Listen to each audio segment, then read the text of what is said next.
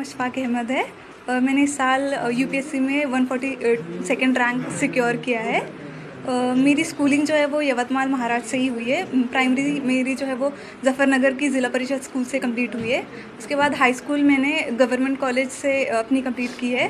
Graduation जो है वो मैंने पुणे के आज़म कैंपस से अपनी कंप्लीट की थी बीएससी मैथमेटिक्स में। 12th के बाद ही मैंने ये डिसाइड कर लिया था कि मुझे यूपीएससी करनी है।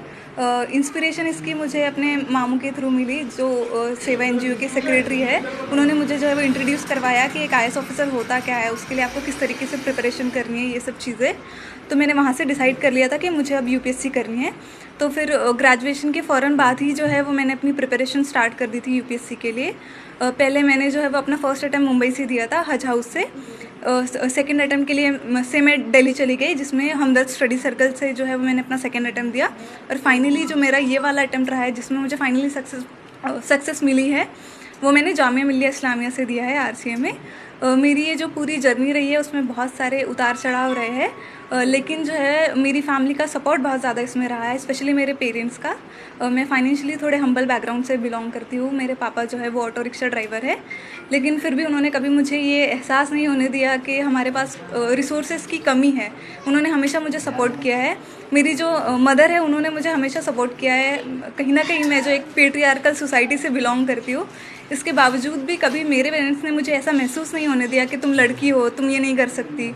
उन पे दूसरों का भी प्रेशर था, फिर भी उन्होंने इस प्रेशर को हैंडल करते हुए मुझे सपोर्ट किया है। मेरी पूरी फैमिली, फ्रेंड्स, टीचर्स, सब ने मुझे इस जर्नी में जो है वो बहुत ज़्यादा सपोर्ट किया है। मैं अपनी प्रिपरेशन की बात करूँ तो ये मेरा 4th अटैम्प्ट था, तो इससे आप अंदाज़ा लगा सकते हैं कि जर्नी बहुत ज़्यादा डिफ़िकल्ट रही है। फेलियर्स बहुत सारे आए हैं इसमें, लेकिन मैंने इस जर्नी में एक चीज़ सीखी है कि आपको पेशेंस और कंसिस्टेंसी जो है वो कभी इन दोनों चीज़ों का साथ नहीं छोड़ना है। ये दोनों चीज़ें ही है जो आपको जो है वो आपकी डेस्टिनेशन तक पहुंचा सकती है। आपके पास फेलियर्स आएंगे, बहुत सारे आएंगे, लेकिन आपको उन फेलियर्स से सीखना है कि आपकी गलती कहाँ हो रही है और आगे बढ़ना है। जो आने वाली पीढ़ी है, नए बच्चे हैं जो ये सोचते हैं कि कैसे मुकाम तक पहुंचना है, तो उनके लिए क्या सलाह देना चाहिए? मैं यही कहना चाहूँगी कि आप कभी ये मत सोचें कि आपने जो सपना देखा है वो पूरा होगा या नहीं।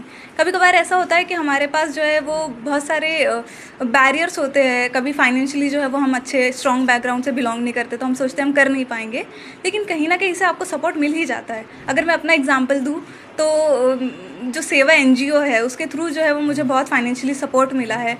इस तरह से मदद जो है वो आती रही है। मेरे पेरेंट्स ने मुझे हमेशा बहुत ज़्यादा सपोर्ट किया है। तो आपको कभी अपने सपने का जो है वो छोड़ नहीं देना चाहिए, उसके लिए हमेशा कोशिश करती रहनी चाहिए। और फेलियर्स चाहे जितने भी आए, आपको कभी उनसे डरना नहीं है।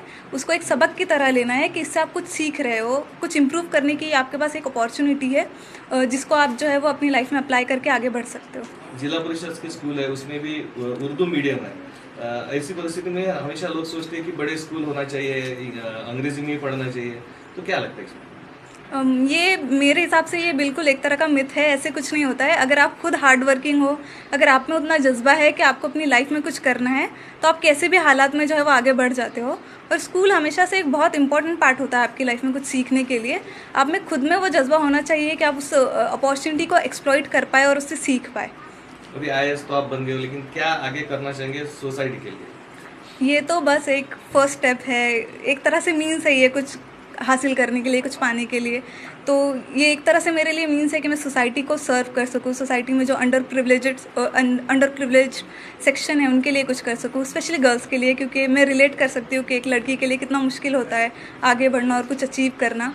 तो मैं कोशिश करूँगी कि मैं एजुकेशन और हेल्थ केयर जो है उस पर ज़्यादा अपना फोकस करूँ और सोसाइटी के लिए कुछ कर पाऊँ। हमने सुने कि आपका खुद का घर भी नहीं है, तो पढ़ाई के लिए जैसा जो भी बोलना है बाकी बच्चों को, बहुत सारे लोग बोलते हैं कि भाई पैसा लगता पढ़ाई के लिए वगैरह, तो उसके बारे में आप क्या बोलना चाहेंगे? देखिए, ये सारी तो सेकेंडरी चीज़ें होती है। आपको खुद का घर चाहिए, पैसा चाहिए, ये सब होते हुए भी अगर आपके पास अपना खुद का ही कोई जज्बा नहीं है आगे बढ़ने का, आप में खुद में ही वो लगन नहीं है कुछ करने की, तो आप कुछ नहीं कर सकते। अगर आपके पास वो जज्बा है, अगर आप जो है वो हार्ड वर्किंग है, अगर आप सोचते हैं कि आप कुछ अचीव करना चाहते हैं और उसके लिए कोशिश करते हैं, तो फिर रिसोर्सेज तो कहीं ना कहीं से आ ही जाते हैं। हम ऐसी सोसाइटी में रहते हैं, इसके लिए हमें ग्रेट